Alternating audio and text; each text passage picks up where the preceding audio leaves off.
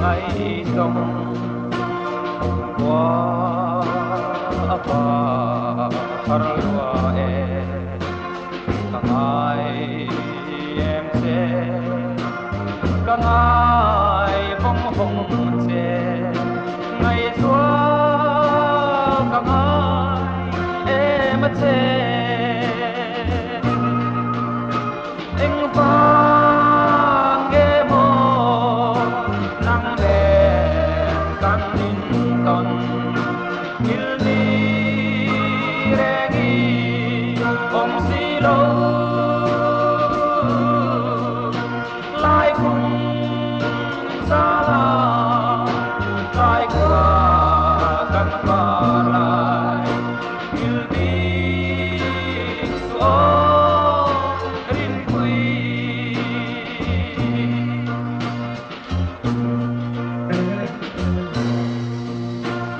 mà ngày biếng căn phố lại ca cả đó ngái lâu sa măng thêm lung chim bia bia thu lăn lại để han đón về ăn xeo anh vang nghe mò nắng đèn căng ton il đi rengi om si lâu lại cùng xa lạ lại qua căn phar lại il đi xuống rin quy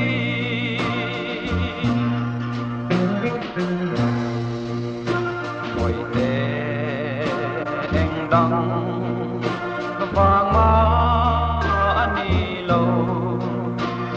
cả tình dấu lâu anh đi suy lung chỉ đến lâu kia biết lâu là itan karem to la ve anh vang nghe mò nắng đèn căng con il đi rengi om si lâu lại cùng xa lạ lại qua căn phar lại il đi